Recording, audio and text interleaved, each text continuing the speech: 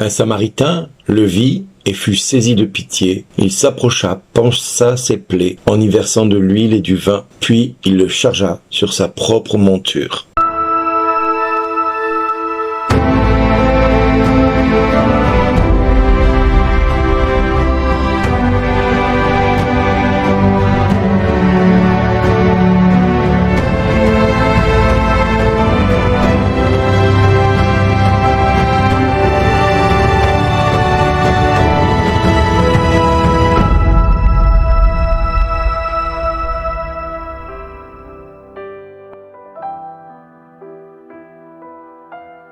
Bonjour les amis. Alors aujourd'hui, la question est posée à Jésus, qui est donc mon prochain?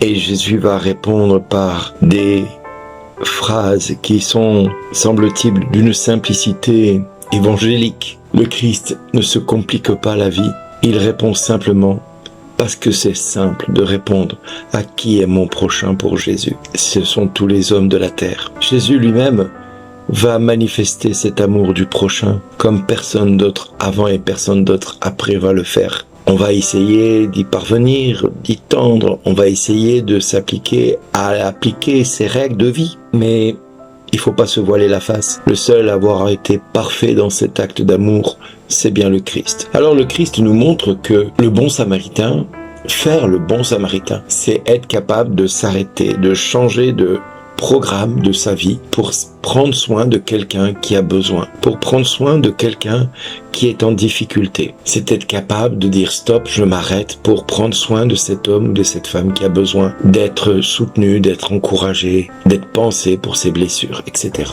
Ceci nous amène aussi à examiner le personnage de l'aubergiste. Qu'aurait-il pu faire sans lui? En effet, l'aubergiste qui demeure quelque part un petit peu dans l'anonymat de cette aide, à réaliser une grande partie de la tâche. Tous, nous pouvons nous comporter comme lui, remplissant les tâches qui nous sont propres avec un esprit de service, de bienveillance. Tout travail que nous offre l'opportunité de prendre soin de quelqu'un, plus ou moins directement ou indirectement, d'aider celui qui a besoin.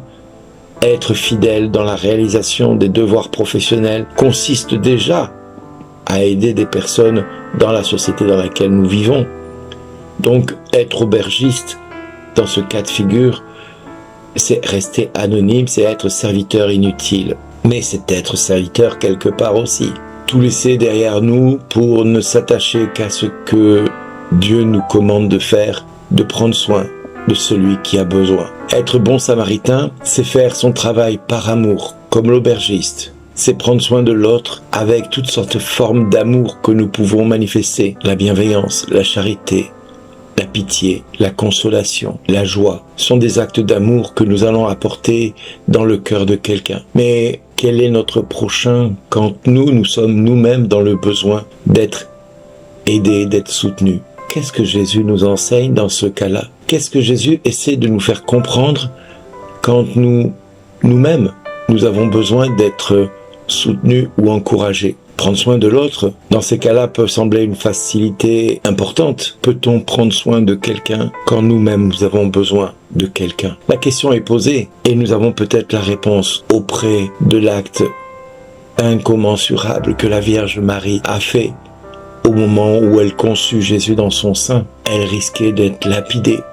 Elle risquait d'être mise à mort pour être enceinte d'un homme que personne ne connaissait ni n'avait vu.